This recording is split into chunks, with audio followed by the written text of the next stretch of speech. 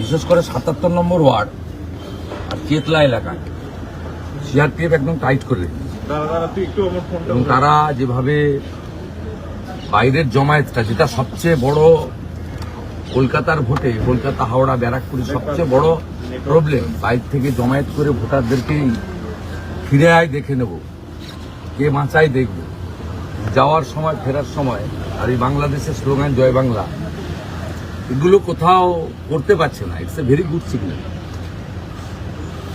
আমার বিশ্বাস ৮০% উপর যদি ভোট পড়ে, আমি শিওর জিতব। ৯০% যদি ভোট পড়ে ফার্স্ট ফেজের মতো, আমার মার্জিন খুব বড় হবে।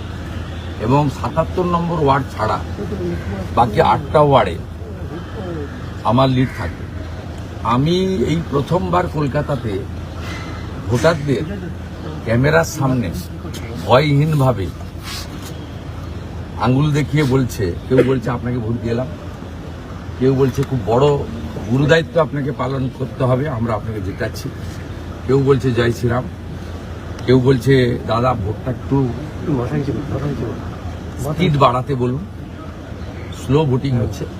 কিন্তু এবারে যেটা আমি মাননীয় ভোটারদের বলবো, একটু কোঅপারেট করুন। ২৫-৩০ মিনিট খুব গুরুত্বপূর্ণ আপনাদের কাছে আমি জানি, কিন্তু একটু আপনারা করুন, কারণ এবারে বাটনটা টিপার করে 7 সেকেন্ড লাগছে, আওয়াজটা এই ইভিএম এ টেপার করে 7 সেকেন্ড লাগছে। একটু সবাই কোঅপারেট করুন।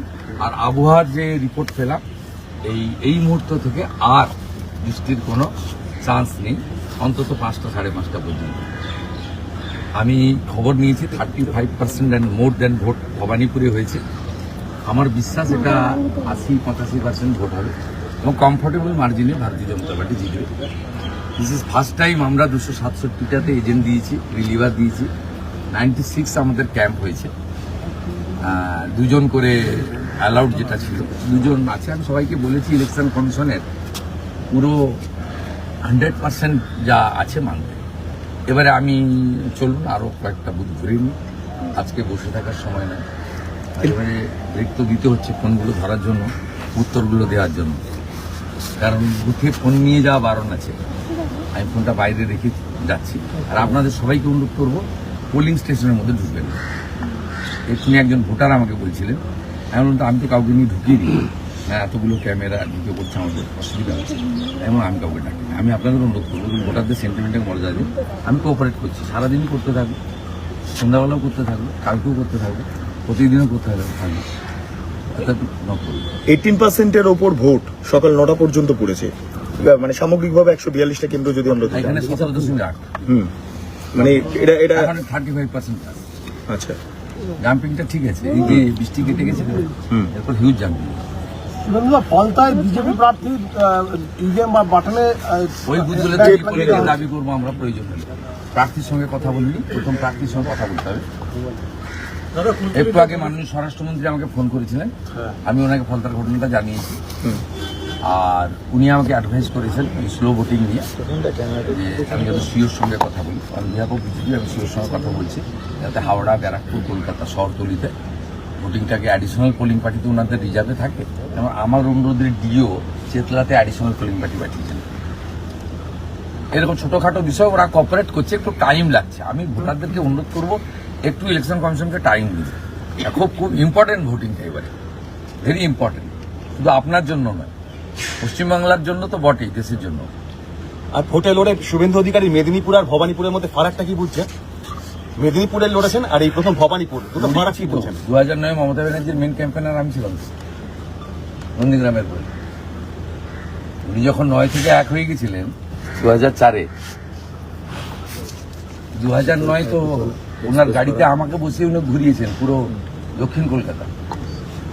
আজকে নতুন কলকাতায় ভোট নয়, 2010-এর কর্পোরেশন নির্বাচনে আমরা সবাই এখানে এসে ভোট করেছি, এক একটা ওয়ার্ডের দায়িত্ব নিয়ে ভোট করেছি। মনুয়াদাকে জিজ্ঞেস করবেন, তারক সিং বেহালাকে জিজ্ঞেস করবেন, স্বপন সমাদ্দারকে জিজ্ঞেস করবেন, উত্তর দিয়ে দিবেন। এই মনোদাই বলছেন যে আপনি এই মুহূর্তে ভবানীপুরে যত পার্টি অফিস হয়েছে বা যাই হয়েছে সব মোটামুটি আপনারই ক্রেডিট, আর মমতা বন্দ্যোপাধ্যায়কে হারানোর মতো ক্রেডিটও আপনি রাখেন। বিরাটাকে জিজ্ঞেস করবেন তো, বাই ইলেকশনে যখন দাঁড়িয়েছিল কিন্তু ঢিল মেরেছিলেন, তখন তাপস পালকে ক্যান্ডিডেট করেছিল আলিপুর। তারপরে ওনাকে যখন বাই ইলেকশনে টিকিট দিয়েছিল ক্যাম্পেনার কি ছিল। তো আপনার প্রশ্নের উত্তরটা হচ্ছে, আমি অনেকবার ভোটটা করিয়েছি, এবারে নিজে লড়েছি, তাই আমাকে ভোটারদের সামনে থাকতে হচ্ছে, এবং সবচেয়ে বড় কথা ভোটের প্রবন্ধনটা ঠিক আছে কিনা এটা দেখা। এবং আমি সকাল থেকে ঘোরার পরে খিদিরপুর থেকে চেতলা হয়ে চক্রবেড়িয়া হয়ে আমি গেছি হয়তো 10-12টা বুথে, 14টা বুথে, গ্রাউন্ড দিয়েছে অনেকটা। এর ফলে মমতা ব্যানার্জি সহ তার গুন্ডা বাহিনী চুপসে গেছে, এটুকু বলতে পারি।